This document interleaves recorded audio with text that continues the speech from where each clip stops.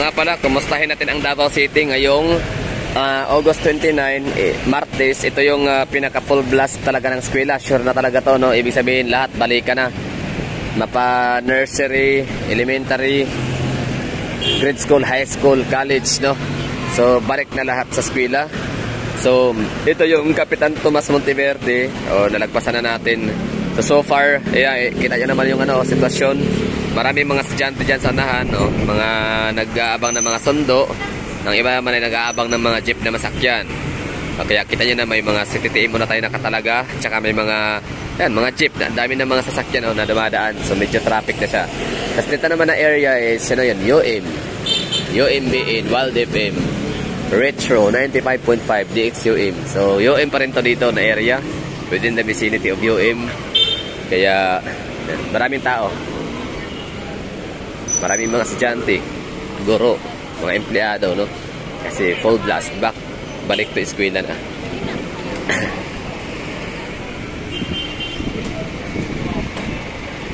So ngayon, lalakad-lakad ng konti. Hindi naman kalayuan, yan, UM main campus sa may Bolton. Titinan na natin kung kadami ang estudyante. Tapos dediretso na rin tayo ng Bonifacio Street, no? Kung saan madadaanan natin yung UIC.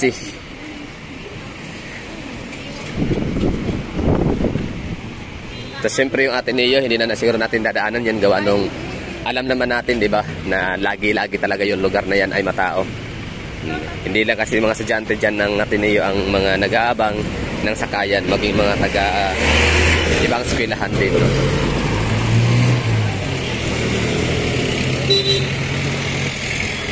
So update tayo dito sa Davao City downtown area, dito sa heart of the city, sa mga universities,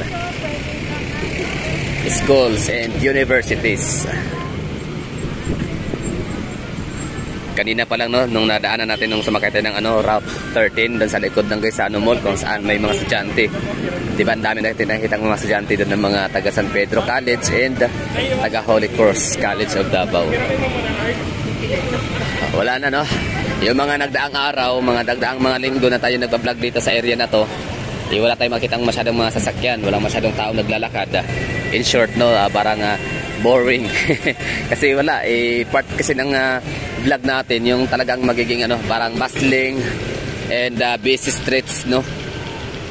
Tapos nung mga nagdaang mga linggo nga na tayo nag-vlog, wala tayong nakitang na-witness na ganun, na eksena, na senaryo, kasi nga wala pang pasukan. Ngayon marami na, diba? Abangan na yan, abot hanggang doon, sa dulo. So itong mga to, inaabangan nito ay mga rutang papuntang Toril. Sa ngayon wala pa tayong nakikitang Toril dito. Yan, mga taga Joseph, taga UIC. So kapag kulay pink yung yung palda ng mga estudyante ay yan, UIC. Kapag gano'n naman, maroon na checkered ay Joseph, no? Tapos kapag civilian naman, hindi sila naka-uniform, UM yan. UM lang ba? Yung hindi talaga required ang uniform.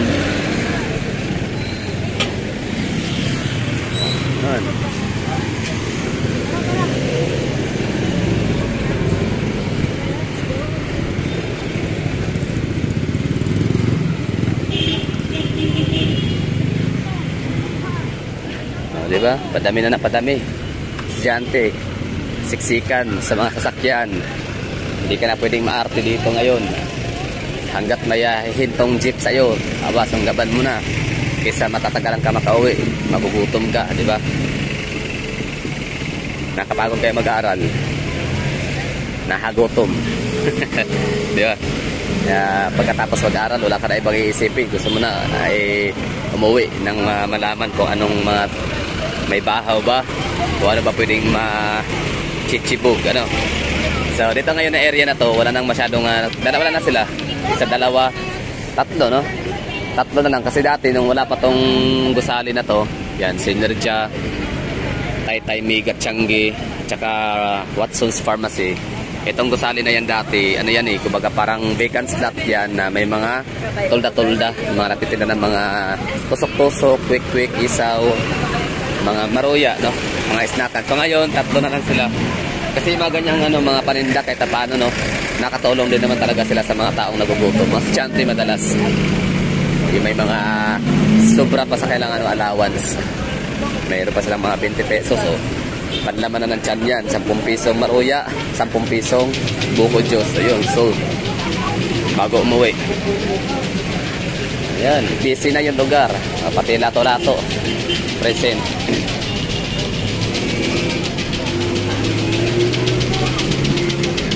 The University of Mindanao. Autonomous status, University of Mindanao. Effective from June. Kailan ba ito nagsimula? Di ba may to history dapat nakalagay, no? Pero wala silang nakalagay dito. Kung kailan nagsimula. Kaya lang, no? Daan lang tayo dito, mga hagala. Tingnan natin yung senaryo sa lugar. Yan, estudyante ng UM. Walang mga uniform yan. Wala silang yan, kain. Hindi talaga strict ang University of Mindanao pagdating sa uniform. Hindi kagaya sa ibang mga eskwelahan like Assumption College, Ateneo, Holy Cross, UIC na talagang required, no? Yung uniform. Bawal magtinda dito, no vendors allowed. So dito na area lang, dito pwede na. Hindi, okay na, pagbigyan na yan, no? Hindi naman sila talaga, hindi sila nakakaharang sa mga sasakyan, and at the same time, hindi rin sila obstruction sa pedestrian. Pagbigyan na yan mga yan, kasi hindi naman din nila ikayayaman yan, no? Ang pagtitinda dyan sa gilid ng daan. Baga parang, i-consider na muna natin. O, yun dito talaga, no? Parang, ito yung pinagbawala na. Diba sa Berlinis, dati kasi dito, so, umpukan dito yung mga natitinda ng mga isaw, mga pusok-pusok. Tapos, ito naman ay parang, metro, basta metro circle, metro plaza, or basta, pagkainan to dito dati ng mga estudyante na combo-combo meals, no? Pag meron kang 29 pesos, dalawang ulam na yan, with rice niya, tsaka soft drinks pa. So kahit hindi kami estudyante dati, nakikikain din kami dyan. Hindi naman talaga siya exclusive for students only. Basta siya, combo meals.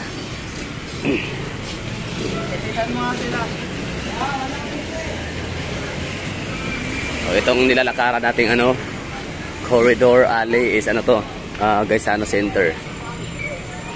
Na hanggang ngayon di pa rin siya tinanggal, no? Hindi pa rin siya binakbak, hindi pa rin siya dinimolish. At bibili tayo ng sapatos, Sandogo.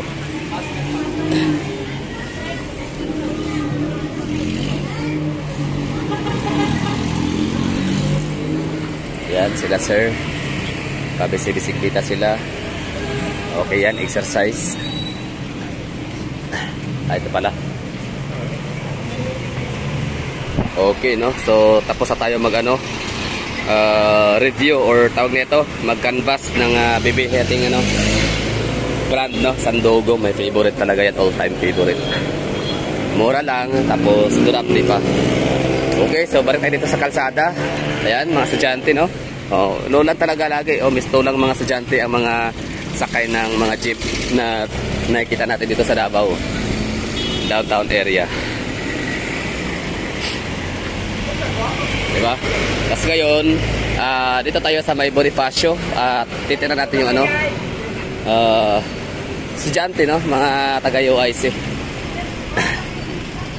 Ang ganda na ng daan dito, konkreto na. Dati kasi parang matagal-tagal dito nilang kinukumpuni, no? Kinigiba, sinasarado to para yan nga.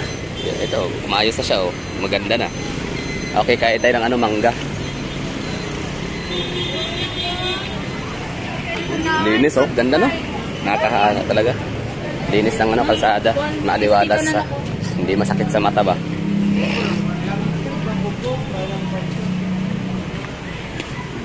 Okay, balik tayo sa kalsada. Uy, may bagong dito, tindahan, Doy's Homemade Delicacies. Haltan, mas pinaganda lalo si Haltan Building. Si Haltan na Food Centrium. Isa yan sa mga lumang pagkainan dito sa Davao, no? Kasabayan niya sila, ano, di ba? Mandarin Tea Garden, Merico, mga ganong mga pagkainan. Tapos maliban sa Doy's homemade delicacies, kung ano man ang meron dyan, ito naman ay Don Macchiato.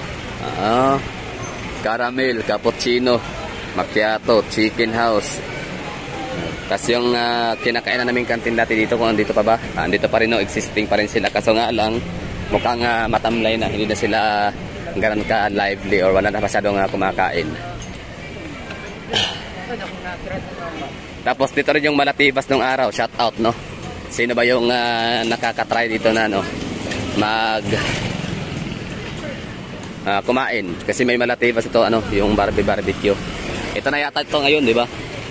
Yan, bagong gusali. Oh, ito yung dati, Malatibas area. Ngayon, ano na siya? Gusali na siya ng ano? Tech Ibait. Hikvision. Ano to? Condominium. Ano tawag nito? Dormitel. Condotel. Ano matawag dyan? Oh. Wala na, no? So, wala na. Napapadaan lang tayo dito. Basta barbecuehan area yan dyan. Malatibas. Laan Clark Hotel. Red Doors. Yan. First Vita Plus. Asichante. UIC. Ganda ng ano, no? Daan, no? Lapad. Kinis, no? Ang ganda.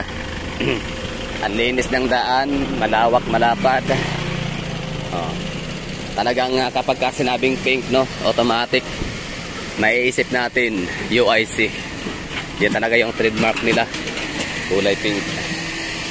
Pink na paint na kailang gusali, tsaka pink ng mga palda ng mga estudyante.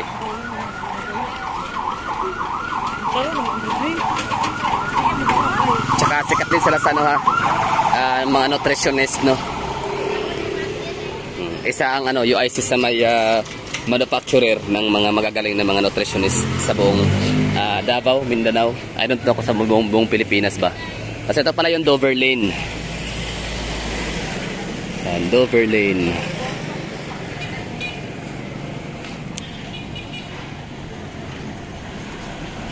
Okay na tayo, no? Tapos na tayo ditong maggala.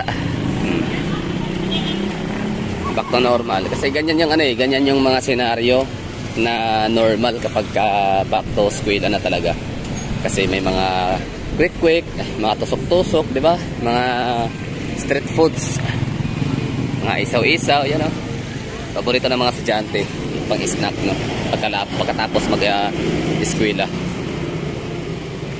Tapos ito rin pala ano, Bonifacio, marami ditong mga ano dito, no, mga beer houses, mga ano ba, inuman, alakan. Tapos Bulkachong. O nga pala, may Bulkachong sa ano, no, sa Waterfront Insular Hotel. Balik tayo na minsan at i-vlog natin. University of Immaculate Conception con UIC. So that's all for today's video na siguro. So ano masasabi nyo? Back to normal na ba? Marami naman tao, no? At uulan na rin malapit.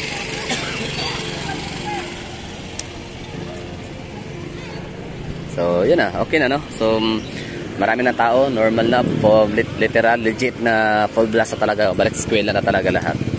Pero sabi nga ni mamang driver kanina, hindi pa daw to talaga yung ano, makikita natin na senaryo. Mas lalala pa ito bukas sunod na araw hanggang sa next week. Kasi maraming mga estudyante para ngayon na hindi pa nagsimulang pumasok sa eskwela. So, yun. Thank you and bye-bye.